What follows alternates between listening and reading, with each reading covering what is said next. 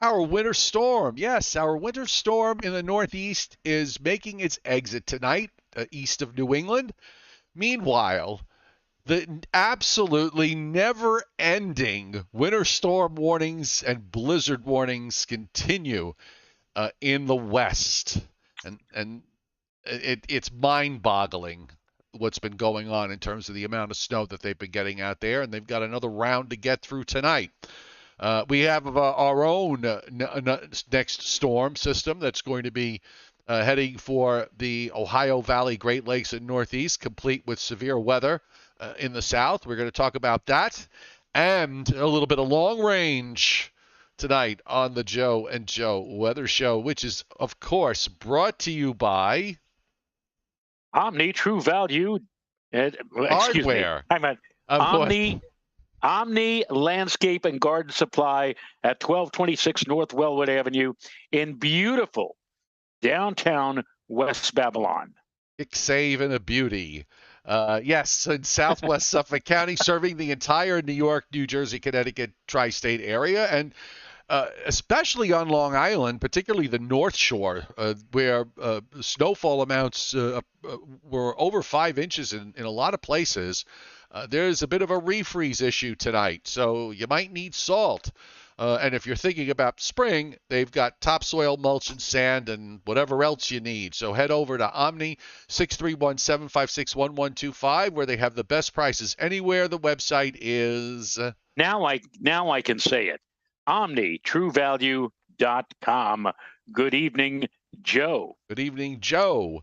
You've got the same problem I have when it comes to writing when I set the show up, and I constantly, because your mind is always set to go to a round number, and for the longest time we were going on 7:35. I kept putting 7:30, and every once in a while I slip and put 7:30. So I understand. Force a habit. Well, we have 124 people who are watching us right now, and already 37 likes. So, in spite of the 5-minute miscalculation, it still turns out very, very well. 1.8 inches at Central Park, Joe. So Central Park still is underneath the 1972-73 record of 2.8 inches. They have 2.2 currently, but we still have the whole month of March ahead of us. All they need is another 6 tenths to put them over the top. Right. A little bit of a post-mortem here. Before we do that, welcome to everybody on the chat board. I'm specifically looking, but he's not here tonight. Mike, I think his name is Mike Whiteley, because I happened to see, and I forgot to say something about it, I happened to see his post yesterday when we were on, saying that this storm's a bust. So I just spent the whole day putting the equipment onto the trucks to go plow. I'm going to take them off.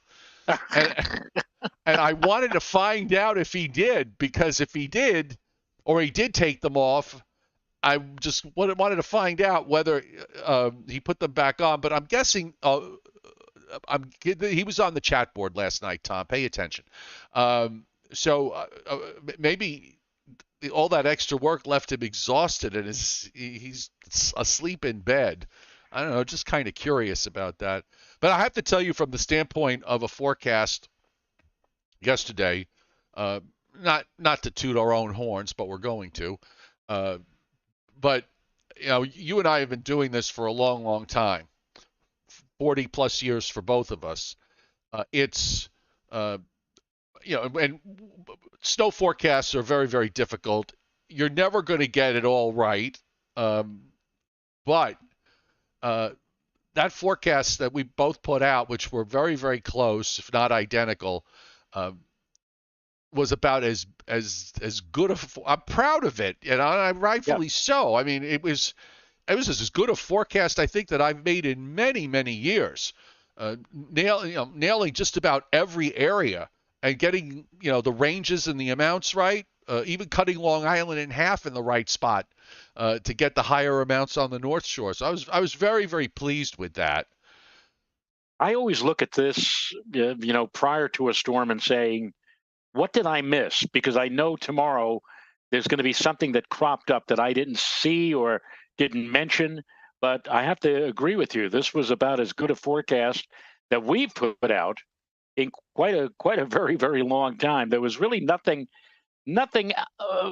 astray. I mean, we got everything. Long Island, New York City. Although somebody did point out, I had New York in 2 to 4 inches.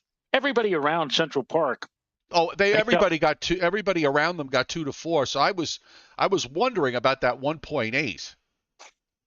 Well, I don't know. I But don't know I where but they're I doing but it. I They're will certainly say, not doing it on top of the car. but I will say this.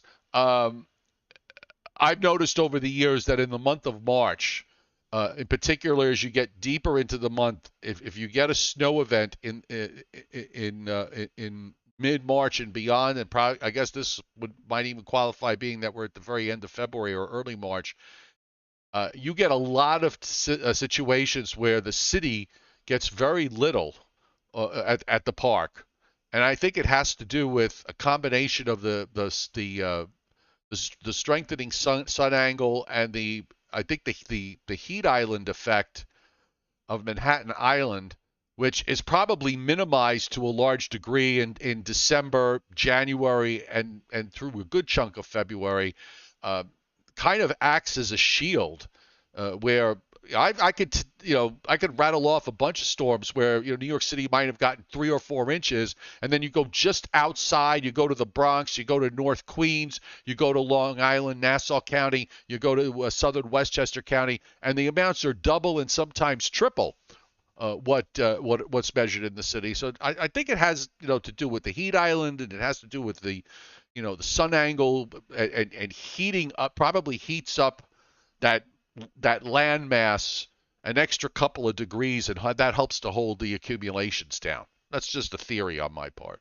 Well, whatever the reason, and still, March is ahead of us, and I think we had talked about the fact that the second half of this month looks like we're going into a major pattern change. We are going to be turning decidedly colder than what we've been accustomed to for long intervals by the middle and latter part of this month.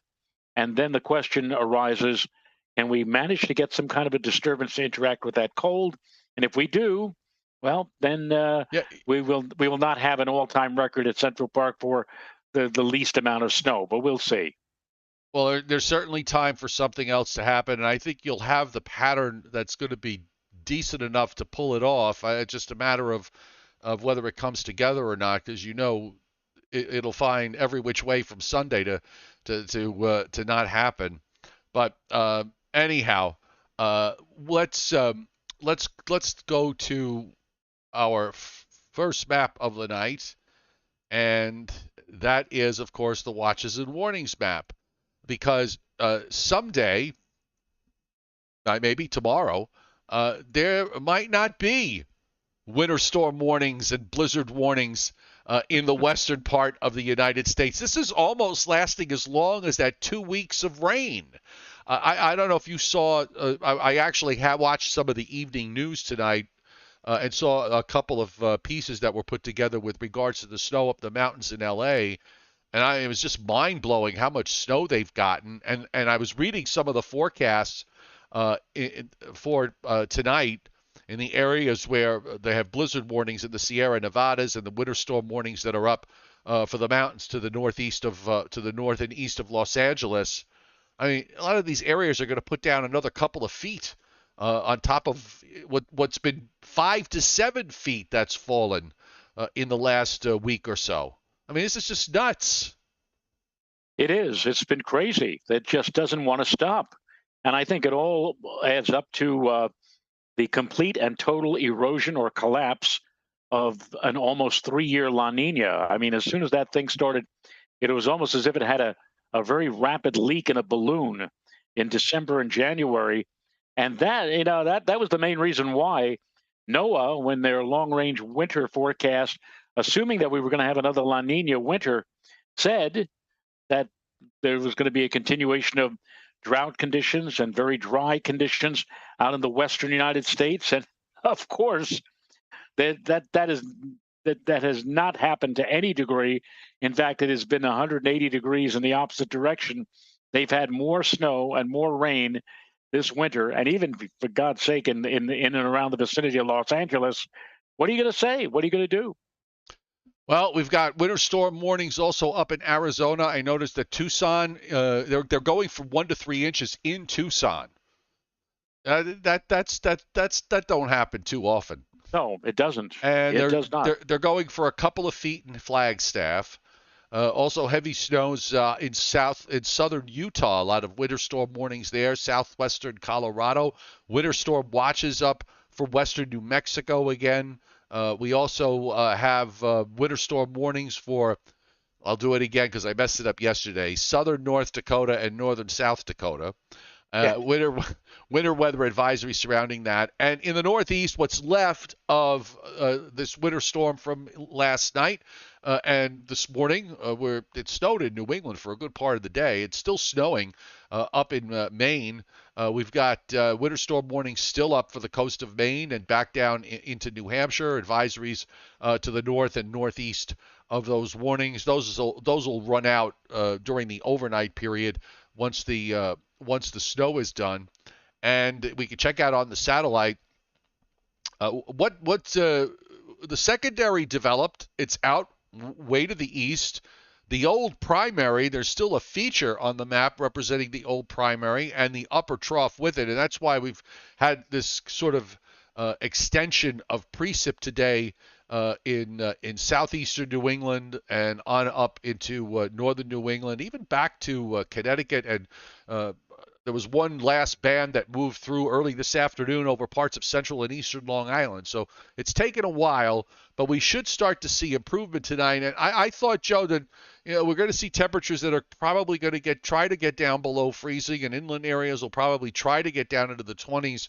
So there'll be some refreezing, and if the wind drops off and the skies clear out enough, might even have some black ice issues in the morning. Absolutely. Right now, the conditions across much of the Hudson Valley still rather cloud covered. And I will tell you, Joe, that it was interesting here at my house. It was drizzling for a while in the early afternoon. And then along about 3 or 4 o'clock, the drizzle changed back to snow. And it was snowing. I would say we had steady light snow, 3, 4, 4:30 this afternoon. Thankfully, even though we couldn't see it, it was occurring during the daytime. The sun was, of course, behind the clouds, but the infrared and ultraviolet radiations interacting with the pavement, the blacktop, to preclude any additional snow accumulations. And incidentally, for those of you who are out and about today, this was a classic snowfall of heavy, wet snow. This was the kind of snow that if you wanted to build a snowman or if you wanted to make snowballs, this was the perfect snow to do it. If you wanted to initiate a heart attack. Exactly. If you are one that has had heart troubles and you're out there shoveling, don't do it. Find a teenager to do it for you, because this was heavy. In fact, Renata and I did something we've only done once before. In the 21 other winters that we've been up here, we only did this once before, and that is that we took our snowblower, Joe, and put it on the north. Our deck, our wooden deck, faces the north side, so it doesn't get much sunshine, even during the mid and late afternoon hours. So the snow was just so heavy, and Renata said, maybe we can put the snowblower. Now, the last time we did it, we had my son here. So me and my son lifted the damn thing up onto the deck. Couldn't do that, of course, with a couple of senior citizens. So I went back into the garage. We have 2 big wooden planks of knotty pine, roughly about a half an inch thick. I put the knotty pine planks up against the stairwell, and we rolled the snowblower up along the planks onto the deck, and sure enough, we were able to get rid of the snow by using the snowblower on the deck. Again, we've only done that once before, and it was a lifesaver, because so heavy was that snow. After having spent all that time out front of the house to get rid of the snow on the driveway or whatever like that, we said, the heck with this. Let's try and get the blower up here to push all the snow off the deck, and it worked. So I always that was good. I always like using a snowblower in wet snow when the snow comes out as like this one giant column. You know, Yes, exactly. like Or like a you know, like a rectangular sausage, a I very mean, long rectangular sausage. if we had the puffy, powdery snow, the snow would have been shot like 30, 40 feet away. But you're absolutely right. It kind of like blah, blah, blah, blah, blah, blah, Right. comes up through the column of blah. But we got rid of it, and very, very happy that that we did, because as you just pointed out, once the sky is clear and the temperatures drop, a lot of that stuff is going to freeze. And yeah, if you're going to be out and about early tomorrow morning, folks, be careful on some of those secondary roads or exit and entrance ramps, because there'll be some icy patches, and you don't want to go off the road with No, you those don't. black ice. Yeah. Absolutely not. All right, let's check out the radar because we still have a few things going on, as we said, up in New England. We've got snow over a good chunk of Maine, just starting to pull out of New Hampshire, and still a few echoes in eastern Massachusetts and in southeastern Massachusetts as well. By the way, a beautiful day here across the deep south. I got to 70 today. I think Atlanta made mid 70s. There wasn't a cloud in the sky. It was just an absolutely gorgeous day. Started out this morning at 42, so made it up to 70. Meanwhile, we do have some precip here in northern Iowa, southern Minnesota, back into Wisconsin, and then extending into Dakotas. This is all snow and part of that that narrow area of winter storm warnings and winter weather advisories that we showed you a little while ago. And here's the precip out in the west. A couple of big areas there to the northeast of San Francisco, moving into the Sierra Nevadas, and another area that's to the north of Los Angeles that is also moving into the Sierra Nevadas and clobbering some of those southern mountains. Just want to go back to the loop for a moment. If you the satellite loop, if you look off the west coast, you could still see the counterclockwise turning. That storm has not really moved very much. It's finally starting to drop southward. So this will play through tonight into tomorrow morning, and then that energy is going to be coming eastward to be the storm system that is going to impact the Northeast on Friday, Friday night into, well, certainly later Friday and Friday night. Meanwhile, we've got WPC, the weather prediction folks, 7-day precip amounts, fairly generous in the Northeast and Mid-Atlantic states, looking at areas of an inch or more from northern New England all the way down into North Carolina, and then you see this very large area of inch and a half to that small area of orange that they've got on the Tennessee-Arkansas line is 5 inches. So we're talking about a fairly large area of heavy rain over the next 7 days. A lot of that's going to come from this storm system that we're going to have on Friday. Meanwhile, out in the west, over the next 7, I'd like to say this is front-end loaded, but there's actually something else behind this one. They'll get a break for a couple of days, and then they may have to go through it all over again with some more snow. And we'll show you on how the models handle it in a moment. But heavy precip again. The Sierra Nevadas, we're talking about 5 inches of liquid precip in the next 7 days, and just about all of that is going to be in the form of snow, and also in parts of northwestern California and right along the immediate coast all the way up to Washington State, where we're looking at several inches of precip or more. Now, this is early, and this takes us to Friday evening. So this is WPC's probability of at least 2 inches of snow. Now, you got to go ways up here. I said yesterday, use that 50% line as a pretty good bet that you're going to get the 2, and that's pretty far up into the Catskills, touching parts of northern Pennsylvania. Very low probability down near the coast, but I'm just going to wait to tomorrow because this only goes to Friday evening, so I want to see what they do with this overnight and tomorrow morning with the next round of guidance that comes in. Exactly. And I'll explain why I'm thinking that. Also, let's go to the west Now, here's the area up in the Dakotas where there's almost 100% probability. Take a look at the West. I mean, it's virtually all covered with areas that are 50% or more for at least two, and the mountains, of course, the Cascades, and also down in the Sierra Nevadas where we've got 100% probability of at least two. Now, I immediately just jumped over to 12, so you see that there's a few areas there in the West. And also into Arizona. Let's not forget Arizona, Utah, southwestern Colorado, where there's a high probability of at least a foot. And I'll put the 2 feet.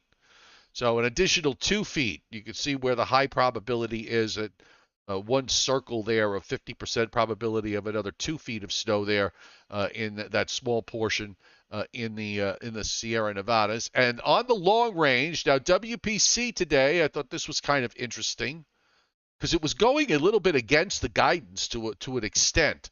So they didn't have the dayside guidance, but at least from the overnight guidance, Joe, they actually increased for Northwest Jersey and the Hudson Valley near you the 30 to 50% line. That was actually on the last update, which was done at midnight, was north of there. They've actually pulled it south. They took out the 50 to 70% probability in Northwest Jersey. Now they put it back in, and they have a fairly large area of 50 to 70 across the northern half of Pennsylvania. So this is the probability of at least the probability of exceeding a quarter of an inch of liquid equivalent of snow and sleet. So let's say it's the probability of at least a few inches in the long range. So I was kind of intrigued by the fact that they did this because maybe they know something we don't. We'll see. And let's see if they have anything for Sunday. Sunday is I'm pretty well into that 30 to 50 area. So yeah, that'll be well, it'll be interesting to see what happens at the end of the week. I mentioned to you off air before we came on that Dr. Cohen, on his most recent Twitter message, commented about the fact that for the Friday storm, that the GFS and the Canadian models are obviously colder and are leaning more toward a frozen type of situation for a good hunk of the Northeast. And meanwhile, the European is much warmer and suggesting, maybe a little freezing precip at the beginning, but mostly a rain event and maybe a lot of rain. And he finishes off by saying, I just took a look at the icon. The icon is supportive of what the European is saying. And then he says, for that reason, I'll go with the GFS and the Canadian. So he's leaning toward the colder regime as opposed to the European. For this particular event, the European was colder than all the models, and it was correct. On the other hand, for the upcoming event on Friday, the European was trying to take a low off the mid-Atlantic coast, if you recall. And the GFS said no. Now it's warmer, but I'm just wondering whether this is one of these situations where one model is sort of catching up to the other, and maybe the GFS has got the lead on this. I don't know, but I just want to go back to yesterday just to kind of show everybody how this played out, because we talked about primary, secondary lows and all the rest of it. So there's the low yesterday when it was in southern Iowa. And, you had this very weak high that kind of wedged into New York State, there was enough cold air that, especially aloft, that bled far enough south. Now I'm going to move this along, and you'll see the primary low moves into northern Illinois. Now, this map looks wrong. What did I do? Hold on, let me just see what happened here. But why did it do that? I don't know. Okay, hold on. All right, let me start again. So next map. Okay, it must have had something weird in its memory. So there's your low in northern Illinois. This was at 2 o'clock yesterday afternoon. You see that snaky warm front hairpinning through West Virginia into western North Carolina. See, this 21Z map is wrong. Let me go to the 0Z. So forget the 21Z. Let's jump to the 0Z. So now The primary low is in southern Lake Michigan. There was actually another low analyzed near Cleveland, and it was weakening. Uh, and that hairpin warm front is still down near the Virginia North Carolina state line. Uh, so after this, at 10 p.m., you start to see a low being analyzed on that warm front. Now becomes a low in southeast Virginia with a warm front extending out to the east. That's the beginnings of the secondary, and the primary is sitting in Lake Erie and continuing to weaken. And then eventually, what happens is the secondary low, and you see it there off the New Jersey coast. The primary is near Buffalo, but the secondary was important enough, and you had just enough wedging of cold air to save the areas from Route 78 in New Jersey on northward into New York State and including Long Island. And now, of course, the primary is almost all but gone with that low that's way out to the east, almost to about 65 west and moving away. Now, here's the next weather system. It's almost identical to this one. In terms of track and everything else, the high to the north this time around is actually a little bit stronger. The low is in Oklahoma. This is Friday morning. Let me just backtrack. Let's get to Friday. So there's your secondary moving out. Tomorrow we've got the beginnings of a weak weather system approaching. It shouldn't be too bad a day tomorrow, and it should warm up and start to melt. Pretty much get rid of most of what's on the ground. Then you've got this cold front that's going to move through Thursday morning. There's a little wave on it, maybe a few showers. Then again, maybe not. And then that goes out. Now here comes the developing low. That's in southeast Oklahoma. It's a 986 low. That's a pretty strong low in that position. You don't usually see them that strong that far south. Then it jumps into southeastern Missouri. You've got the warm front that is setting up here again. So here's the cold front. You've got the warm front that's setting up again across Virginia to about coastal North Carolina. Your high is trying to wedge down right in there. Okay, well, next. There you go. This is at Friday afternoon. The low is near the primaries near St. Louis. And now all of a sudden, Joe, I'm using the 18Z GFS. That could be wrong, but it came in colder. I was really surprised to see this. You've got dark blue snow there in northern New Jersey and even some blue over Long Island. And, of course, in Pennsylvania and through upstate New York. The primary low now weakens and goes to Cleveland. The secondary low forms, and it forms somewhere off the New Jersey coast, south of Long Island. And the other thing on this run, too, is the fact that the ice rain line, doesn't get much further north than, say, 287, or maybe halfway between 287 and 84. I was really taken by this when I saw it. And I think what's happening is, the high never really goes out. It's sitting up there in Quebec, trying to, press down. So, we got a negative NAO. Maybe it's trying to tell us something here. Well, as I have said more than a few times over the years, let's wait for the next run. No, I want to wait. And I said that to you before we even started. I want to, it did this on this run. Sometimes it's an outlier, and then it goes back to whatever it was doing on the prior run, which I can show everybody what it was doing in the prior run. We can take a look at that, and on this prior run, just back it up. I mean, it doesn't have nearly as much of the snow area like it does on this run, and the rain. There's a lot more ice. Yes, and the ice is a little further north, and the low pulls out, and it's raining in Connecticut, raining up into southern Massachusetts, and raining up almost north of Route 84 on this. Where on this 18Z run it was colder, and it was actually snow in Connecticut through snow to ice back to snow before it ends as the low pulls away to the northeast. So I'm going to be very curious to see what the next run does. I'm going to just bring up the NAM because I didn't look at it today. So there's your primary. I mean, even the NAM, the NAM has been very suspect, but the NAM kind of matches up with the GFS at 1 o'clock in the afternoon on Friday, and then it goes to ice, and the ice line gets pretty far north, but it gets to about Route 84, and then comes. That's as far as the map goes. We can't even go any further. But it's the same thing. It's primary, secondary again. It's almost identical. So let's. I'm gonna wait till tomorrow. I'm gonna wait till tomorrow's 12Z run, and if it's still doing this, then we have to really consider uh, some forecast adjustments for Friday, if that's the case. Right. Well, up until now, you can say for Friday, wintry mix or rain or snow or rain, sleet, or you could say that.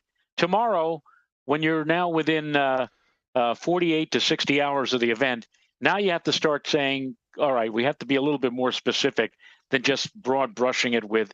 Up until now, you can tell people that Friday is going to be an unsettled day, that Friday is going to be a day where it wouldn't be surprising if you saw snow or sleet or ice or maybe a change to rain, or maybe a mixture of all three. Again, you could get away with that now, but tomorrow it's going to be time to start, buckling down and saying, okay, here's what we are thinking in terms of more specific forecasts. Snow changing to ice in the afternoon, changing to rain at night. You got. That's when we start stirring the pot, so to speak, and getting into a better idea as to what is going to transpire with this particular system. And of course, naturally, for the last 9 or 10 days, people have been saying, "Oh, March 3rd and 4th, big snowstorm. It's going to be a big one." It's what are you going to do? You're never going to stop those people from saying that. So. And we'll talk about that in a moment. Anyhow, there's your west coast. Look at that big upper low that's off the northwest coast. This was yesterday afternoon, and all that energy just drops straight south. You got this really vigorous cutoff that moves over Arizona and New Mexico and into Texas, and then lifts on up to the northeast, taking that storm into the northeast for later Friday night, and early Saturday. While that's going on, look up over Greenland, and you'll see that big area of red and purple. That is the building block that's going on as this storm is lifting up to the northeast. And this is actually making the NA, the North Atlantic Oscillation Index, go more negative as that builds, and that could be the model may be starting to react to that block. It gets very, very strong. When you see purple, that purple color up there, that is a very, very high anomaly for that area. And that's a very strong upper high that's building up there. And you can see that the overall upper air pattern is very blocky here through all of next week and beyond. I mean, this is a pretty this is about as impressive a block that we've seen in a long time, and it stays blocky right through the middle of the month. We may have chances. I think we may have chances down the road. Yeah, well, if you get into, we have not seen anything remotely resembling a significant block in the atmosphere this entire winter. So now, finally, and of course, now as we're nearing the close of the winter, as we're coming down to the finish line, or who is the one who you're into horse racing or whatever? Who was the one who made famous the line, and down the stretch they come? Oh, Davy Johnson. So basically, here from a meteorological point of view, and down the stretch they come, and look, a block is finally beginning to form. And by the way, the European is the same with the block. It just it starts to build it in. It's kind of maybe tilted a little differently, but it still it also has a similar idea. This is the new European, by the way, that I'm putting up. And while we have that, why don't I just check? Of course, Tom Contino just cannot resist. He just cannot resist himself. I'm not even going to bother to give him a Tom is the tongue J. lashing. It just He's a it's JB. so He's it's part of so the J. He's the vice president of the JB Span it's Club. so pointless. Can we award him? Can we give him the Mr. Reuben Fairchild Award now, or wait? Oh, I know, right? There? So here's the European. I'm just looking at the new European, the 18Z European, which is the warmer model, and there's hardly any snow unless you go north of Route 84. So the European's kind of holding on to the idea that the primary is going to be too strong for too long. And you know what? At the end of the day, that may very well be the case. We'll see. It's just that the European has not been very dependable this winter at all. I think the GFS has handled things more often than not that it's been perfect, but much of the time it's been correct in pointing out where things are going to go, where the European has had been, at times in its own little unrealistic world. So anyway, that is my never to be humble opinion on everything. You got the long range done. DeVio Don on the chat board. DeVio or DeVio Don. He says, to me, winter season ends today. Well, it does end today. Meteorological winter ends today. This is the last day of meteorological winter. But let me tell you something, DD. My own feelings are, and I posted this on Facebook a few days ago, that it's unusual that you get a very tranquil or rather quiet winter. The kind of winters that we've had so far, rarely do you get all the way to the end. They go out, okay, see you next December. I mean, they usually go out winters like this. When you get to the end of March or April, they go out screaming and kicking, as that's what I said. Yeah. And it looks like, and Joe, I mean, I think you'll agree, in a couple of more weeks, the pattern is going to set up so that it's going to favor much colder, decidedly colder weather pattern than what we've had all of this winter. And all you need with that kind of cold air is one. And I'm not talking about a major storm. I've said this over and over again. Give me one good cold air mass and a modest disturbance to roll underneath that cold air mass. Bang, bing, bing. You've got yourself a quickie half foot or even a foot of snow. Look, you just since you brought this up, let me I'm going to go to the European. I'm going to use the North America view and put the surface on. Now, it's not going to show you snow here. It's just going to show precip. They don't have one that shows that. But here's the. I'm sure Levi Cohen is working on it. I'm sure. Yeah. Here we go. So let me get myself out of the way. And let's run to. Hold on. Got to get the 12Z. And run to the end. Take a look at Canada at the end of this forecast period on the European, Joe. There's a 1055 high sitting up in north central Canada that is completely spread out into the northeast, built down the east coast. That is cold. It's cold air. It's not. I don't know if it's going to be super cold air, but it's definitely going to be cold air. And, you've got the high just basically cradling around what looks like overrunning precip that's developing in Texas, Oklahoma, and Arkansas. And there's the last of the big upper lows in the west, the other one that's going to come down probably sometime early next week.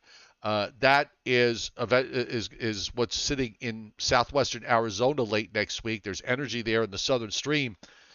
This is where you have, you like to see, you'd like to see cold Canadian / Arctic air spreading out all over the place with a big dome of high pressure up to the north. Well, you got something like that here. The European is showing for the end of next week. Does it mean anything? Does it mean we're going to get something? I don't know, but again, if you're looking for some puzzle pieces that might be there on the map, they were there on today's European on the 10th day. Right. Okay. And there you have it. I mean, I feel more confident about the cold. Yes. Whether or not we can get the storm to interact with the cold. It's another story. whole other bag of beans. Okay. If you like beans. So, I've been saving. I was going to do this rant on Sunday, and I'm glad. It's a good thing I didn't, because now that we're at Tuesday, and now that after this forecast success from yesterday, I'm a little calmer about it. First off, uh, part of me wants to just ban anybody who brings up sun angle and all the rest of it. And yesterday, well, the temperatures, they're too high. It's not going to stick, blah, blah, blah, blah. Okay, well, you kind of lost that battle. All right. I don't know how many times we have to go through this. I will say it again, and for any of you who are young forecasters who are out there who want to buy the the sun angle warm ground mantra, okay? Intensity, intensity, intensity. It trumps it all. When I saw at 9 o'clock on those observations, Joe, that all of a sudden, all at once, everybody went to heavy snow. Everybody. I mean, almost in a blink of an eye, it was there. I was like, whoa. That was that heavy precip coming in. When you have intensity, that corrects everything. The temperatures all dropped to 32, where they were sitting at 35 or 6. Areas just north and west and inland dropped down to 31 and 30 and just kind of held there. Okay? It's intensity that matters. If you don't have intensity, it's not going to happen. Okay? I mean, if you don't have intensity, then yeah, it probably, this time of year, it won't stick on the roads. It won't cool the column down. It'll be snowing in 35, and it'll just maybe stick on the grass or on car windshields and everything else. All right? It's intensity that matters, even in the middle of the day. Okay, so that's the first thing. The second thing is, just from the standpoint of the whole forecast, and I know I should have a thicker. I've tried to develop a thicker skin. I've always felt like I had a thick skin. I've tried to make it thicker, and I think the lack of having any snow events this winter has sort of put me out of practice. But over the last, I would say, month, I have been getting, and actually in some cases it even started before that. This is primarily on Facebook. I want to make it clear. I love the YouTube audience, because the people that are watching this show, 99% of them are here because they want to be here. The people who comment on the videos after the live show is done, when they're watching this, overnight with a bottle of whiskey in their hands, they always say, they're there, they're interested, and they make their comments, their comments about the weather and what they might think or what you might think is going on, but they want to be here, okay? On my Facebook page, and I know you have it too, there are people that are on there whose sole purpose is to cause trouble, is to and to troll. And I had this one guy, okay? I had this one guy that was started trolling at the end of December, back in December, saying it was never going to snow in the I-95 corridor all winter long. Well, guess what? I may have had to wait till it be vindicated, but it did. All right, at least the corridor from New York to Boston, it did. So that ended that. But I threw him off, and I was kind of disappointed, because he was somebody that I had seen there regularly and never seemed to cause problems. But he wouldn't stop. He would put those GIFs and the meme things and all the rest of it. So I finally got rid of him. Then, and I know you're going to be on my side with this one, then there was a gentleman whose last name was Bender, mainly because he was probably on one when he was writing his posts. He called me a weather clown, okay? And then this is what he wrote and said, "I'll tell you what, because he was mad because I did not put my snow forecast map that I make for my subscription site, okay, uh, on for free on Facebook. So he said to me to put up my map with my numbers. If I was right, then I could keep doing what I'm doing weather-wise. But if I'm wrong, I'd have to shut my weather page down. And I read that and I thought, I've got 43 plus years of experience. Who the hell do you think you are to talk to me that way? I mean, it just, I didn't, I mean, I just blocked him. But I just thought, who says things like that, Joe? You've got to have a screw loose in your head. And these are computer warriors who get on the keyboard on a keyboard and say things that they would never even dare to say to your face. But because you can't see them physically, and they got the keyboard in front of them, they think they feel so free and powerful to write, really nasty crap. And it just really set me off. And I went and I got rid of a whole bunch of people, a whole bunch of trolls that were on there, because you know what? You and I work very hard, okay? A day like yesterday for me started at 4 in the morning, all right, and went until well after this show was done. I went to bed last night at 9 o'clock. I woke up wide awake at 1 a.m. because I got snow removal guys that are on my subscription site that, I help out. And, I was worried about them, and I wanted to make sure that everything I said as far as the forecast was concerned, so I had a lot on my mind. And you got people telling me that it's like, how dare you not work for free? How dare you not give us what you produce for nothing? It really bugged me big time. Really bugged me big time. And the fact is that, I mean, this show that we do every night, plus the fact that when we get within striking distance of a major storm, I know you have posted a lot of stuff. I've posted your snow maps or whatever. I mean, what more do they want out of you? Well, here's the thing. Okay, I don't. I rarely, every once in a while, I'll mention that I got my subscription site. It's on Patreon. Okay, if you want to subscribe, you can find the link. It's everywhere. All right, but I don't constantly barrage everybody to come in and go join my subscription site. Join my subscription site.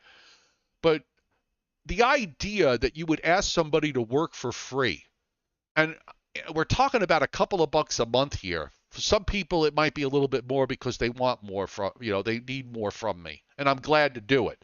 But we're talking about small amounts of money here, and it's like they're saying to me, "How dare you earn a living? How dare you, how dare you make grocery money? I mean, what do they think I do? I mean, I'm not I don't make enough money to buy a new car every 6 months or anything close to that.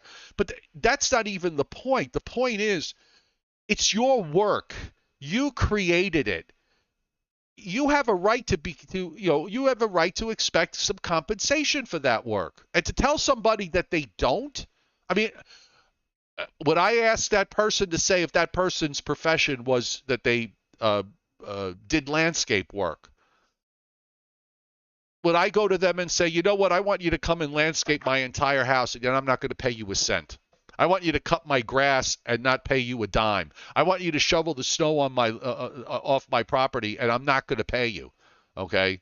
Because you should do it for free. I mean, what kind of who tells people these things? Right. Anyway, I'm sorry to go on like this, but it really upset me.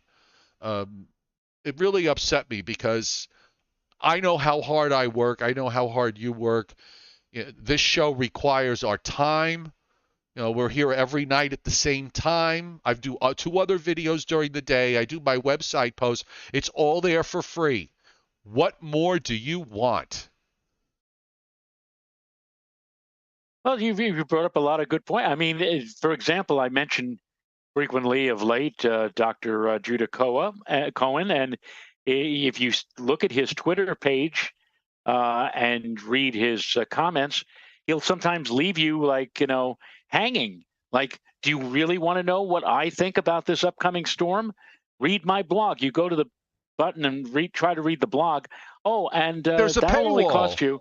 That'll only cost you, and I'm not going to even mention the price. It's a lot more than $2, though. But you know what, Joe? He has the right to do that. He has the right to do that. He puts a lot of time into that work. You want to read it, you pay for it. You want to read the New York Times, you pay for it. You want to read the Washington Post, you pay for it. Okay? And if you don't want to, if you don't want to, that's fine too. Walk away, scroll on, go on to the next one. And I'll tell you something else. One other thing. Okay? The one other thing I would say is this, because I had a few people say some things along those lines to me that were pretty nasty. And my response to those people is, get on the phone. Why don't you call any of the New York weather people directly or email them, okay? And ask them to call you back because you want to know how many inches is going to fall near your mailbox on the left side of your driveway between midnight and 2 a.m. and tell me, okay, let me know if any of them call you back. Let me know. Okay? Because when people message me, when I can, I try to respond, as long as they're being civil. But this entitlement, it's this sense of entitlement that these people have, that some people have, that no, I'm not doing it. I'm not doing it. Too bad, so sad. Oh, Steve LaPointe hitting super chat. Thank you so much, Steve. And We've actually had two people tonight. Leon and Steve have hit super chat tonight. Yeah, he says that, and he's right about this, Joe. At our age, we can't afford to let people rant free in our heads. And he's right about that. He's right about that. And we've got 138 likes. Thank you for those of you who have hit the like button. And we've already gotten almost 1,300 views tonight. So I'm sorry to go along about this, but this really bugged the crap out of me. And it's bothering me for quite a while. And I needed to let go. I appreciate everybody that's on here. You folks are wonderful. I know I break your chops once in a while, but it's in fun, except for Tom Contino. But Tom, I love you almost as much as I love my laundry. Just so you know, just so we're clear. But the YouTube folks are great. I've hardly ever had a problem with them, other than every once in a while when the porn bots show up, and they haven't shown up lately. So I don't know. It must not be porn season. But yeah, Facebook is just such a vile place. It's certainly, if I didn't have to be there, because I need access to an audience, and that's where they are. That's where all the eyeballs are. If I didn't have to be there, I wouldn't be there. And by the way, I don't know if everybody knows this, as I've ever mentioned in a long time. If you go to the community page on my YouTube channel, I put up maps and I put up posts there and links to my website to read what I write in the morning. In case you're not on Facebook, you can access them that way, and those are all free. Anything I put on there is all free. I've got 2 free apps, mine and Angry Ben's. I manage both of them. I have to. All that stuff costs money. You got to maintain it. Yeah. Well, anyway, go to the community page and you can read extra stuff. So there you go. I don't understand what Jeffrey Marrow just pointed on the chat board. He says maybe it's Diego. No, Diego was the guy that was, he's banned off of here. He's blocked off. He used to come on the chat board and just keep, repeating the same word over and over, and like he would put hello 100 times or something along those lines. So, well, just a miniature rant here is that when I woke up this morning, and since I don't have to go anywhere, I don't have to, on a morning like this, I would have been up at like 8 o'clock in the morning, running around the house, getting myself ready to go outside and snow blow my driveway so I'd be able to get out early to get to work. And I don't have to do that anymore. So here it is 9 o'clock in the morning, and I look out the window. Oh, look at that. It snowed. Oh, I think there's about, I don't know, 5 inches, 6 inches. I'll measure it in a few minutes. Let's see what's going on elsewhere around the tri-state area. I turn on the television, 9 o'clock now, and I'm not going to mention the channel, but there was one channel, Joe, that there was this man and woman sitting behind the news anchor desk. I'm expecting them to lead off with weather. What possibly could they not lead off with on one of the rare mornings that we've actually had significant snow? And this one, the gal, the woman, starts the show off with a picture of, I think, either her sister or her cousin or whatever. It's her birthday. And she's wishing this person a happy birthday. All right, she could do that. But she kept talking and talking. And the picture of the cousin or the sister was on for, like, I swear to you, 2 minutes. And I looked at Renata and I said, am I seeing this right? I mean, we just had a significant snowfall, and this person is leading off the news wishing a happy birthday to a relative, and they got the picture up there. I couldn't believe it. So I said, okay, I've had enough of this. And I flick over to News 12. I said, and on News 12, and those of you who are, especially in the Hudson Valley, on mornings like this for years, and Joe and I worked with her, lovely person, Lisa LaRocca. They always send Lisa out into the snow, and she's always out there. And she says, well, we have 18 inches of snow. Oh, we got ice on the road, and oh, the traffic is terrible. And instead of seeing that, I'm seeing what amounts to a public service program on News 12. I said, wait a minute. What happened in all news? What happened to hyper-local news? Where's the weather? Where's Lisa? Where's the guy who's supposed to be doing the weather? Nothing. That they're showing something that is, has nothing to do with. I said, what happened? Am I living in a bizarro world? I mean, we just had snow, the first real snowfall of the season, and nobody is covering it. They're wishing people happy birthday. They're the other one where I'm expecting to see a reporter telling me about the conditions of the roads or whatever, and they're running public service announcements. Even on Channel 61, I said this last night, my beloved Channel 61, which, we had Steve Weinberg and Norm Fine, and I used to sit in these meetings. Well, Joe, how can we spice this up? How can we show more weather information on this show? No weather at all. No weather whatsoever. And I'm like, and I finally turned around and I said, well, I'm not going to get a radar or a satellite or anything else from watching TV. I guess I'm going to have to get up and go on the computer and see for myself what newscasts in general, but especially morning newscasts, Joe, are absolutely, completely unwatchable. Except for CNBC and Squawk Box. That's the only thing I watch. But I'm just, I think it's one of the best shows on television. But it's just dribble. It's just garbage. Okay? It really is. Now I can't remember what it was. All I can remember is that a certain New York station, they put their links up on Facebook, and for some reason I get them all the time of, whatever the news story is. They put up a link to a story. I wish I could remember now off the top of my head, because I looked at it and I said, it's not only not news, it's garbage. It's just garbage. It was I mean, just to give you an idea, it would be like a story about how to tie your shoelaces, something like that. It was just like, I'm looking at this. This is a news story, and you've got it, running as if it's the lead. It's like, stop. Yep.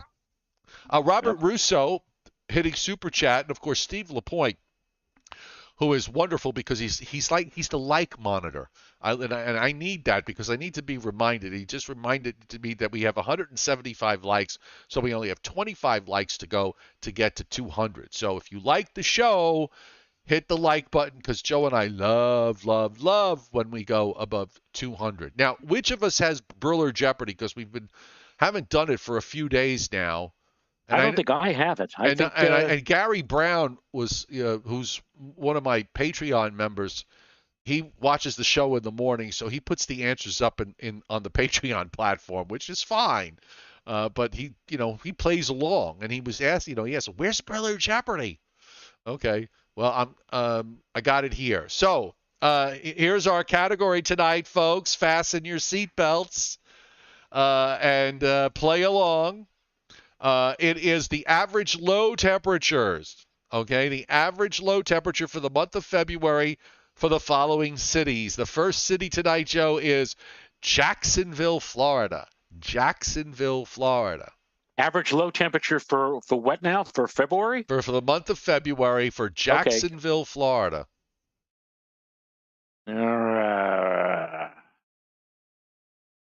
Jacksonville. Jacksonville's a weird place because they can stay warm, or they can get these shots of very cold air coming down the eastern seaboard. I don't know.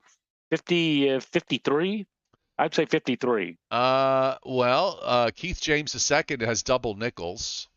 Anthony Spiraccio says 45. The winner, though, because we do have a winner, is Joe Z. Joe Z is the winner, and it is, trying to see if anybody else has it, 50. 50. Wow. That's where Christinapedia is right. That's where you turn left to go to I-10 to Tallahassee and Duval County.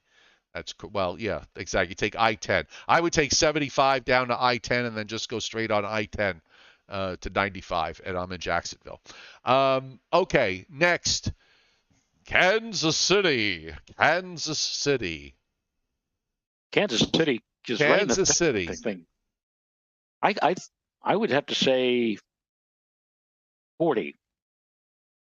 Kansas City, the average low temperature. Joe Rayo says 40. Jason Schaefer says 27. Craig Carlberg says 28. Steve LaPointe says 42. Robert Russo says 89. 89? Yeah. Phil James H 36. Michael Zara 34. Anthony Spiraccio 38, Lou Alessi 31, Paulie 777 25. Paul Roman says good night. Good night, Paul. Okay, well, none of you got it. Nobody got it. So Paul ZZZ, Paulie 777s is the closest one at 25. Kansas City 24. 24. Oh, wow. Okay. Next, Los Angeles.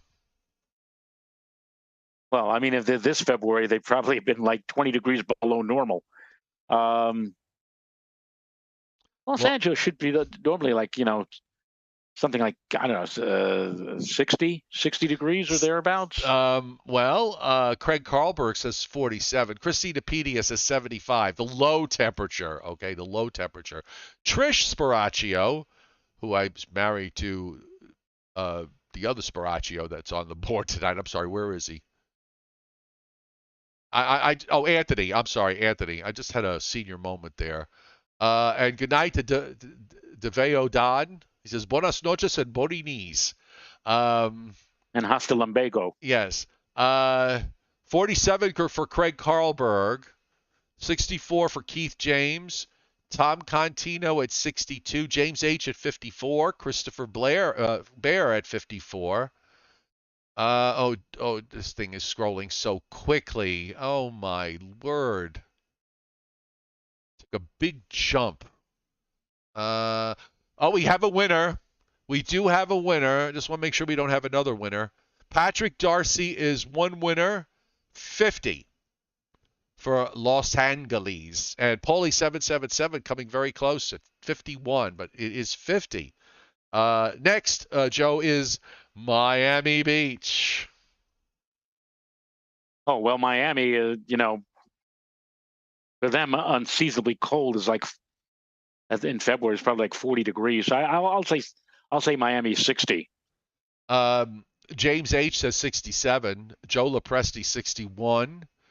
Northern Grace at 61. Jason Kaplan hits it, Joe, at With 63. 63, yeah. 63. And also, oh, you did put it up twice. And David Carter also said 63. So 63 for Miami. And finally, the last one tonight is da da da da da da da da da. Minneapolis. Minneapolis. Minneapolis. Minneapolis. Minneapolis. Well, what was Kansas City? Kansas City, you said was 25? 24. 24? So how can Minneapolis not be any? If Minneapolis certainly shouldn't be warmer than that. So why don't we just say Minneapolis? I'll say 16. As James H. also said 16. And we have Patrick Darcy at 14. Lou Aricio at 10. Bilbo Swaggins at 24. I like that. Bilbo Swaggins. Very good. They're very original here. Northern Grace at 12. They're circling the wagons, Joe. Jason Schaefer at 11. Blue Cat 831 at 14. Christopher Bear.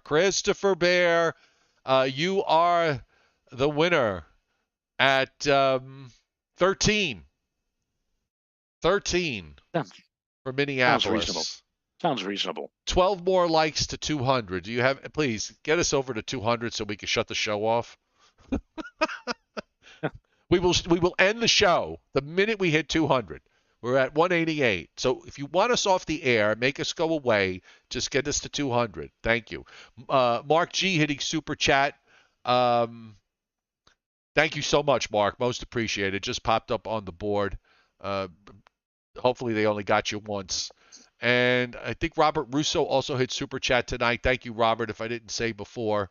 Thank you so much. And by the way, Christina Pedia, thank you for scolding Tom Contino for constantly forecast shopping. Because you know how I feel about forecast shopping. It's 196. We hit 200 on my end. 201 oh, you now. Did? Yes. So Betsy Luna says we need some Mary Tyler Moore Show trivia. If you haven't ever seen it, on YouTube, put Betty White, Mary Tyler Moore, and she's auditioning to be the news anchor with Ted.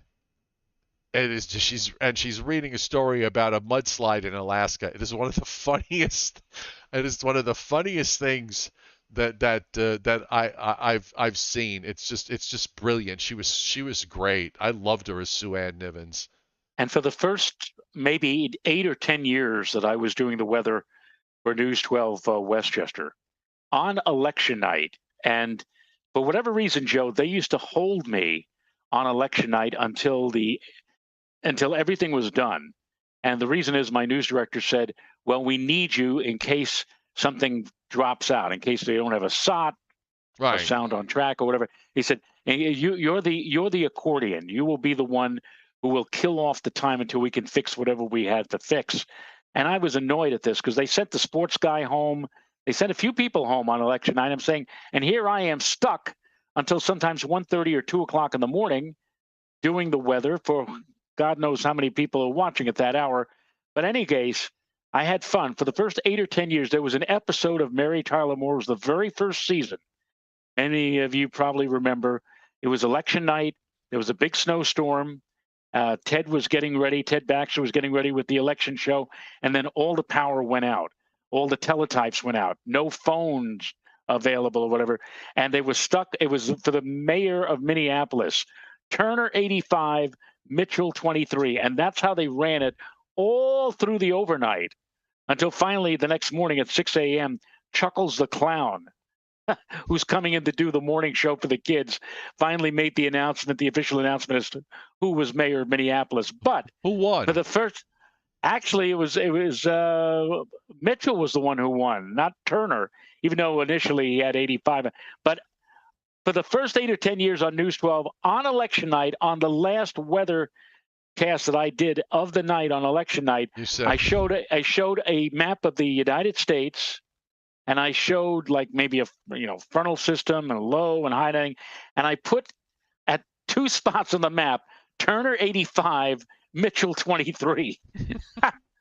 and one night, a bunch of the people who worked the election show went someplace, and they're having a little party or whatever. They come in the next morning and they say, "Joe, we were all gathered about, we're drinking and eating and watching how the show turned out. Where the hell is Turner and Mitchell? What were you talking about on the map?" And I laughed. That was my little personal joke every year on election day for the first 8 or 10 years, was Turner 85, Mitchell 23. It was my salute to Ted Baxter, Mary Tyler Moore, and the episode. And Rhoda was making out with the guy at with behind it. The numbers just suddenly started turning. That's right. Rhoda, you're leaning on the switch. Yes. He's the floor manager, whatever that is. I thought that was one of the funniest episodes. That was pre-Sue Ann. It was. By the way, that was the first year. So anyway, we've got 206 likes. We could say goodnight.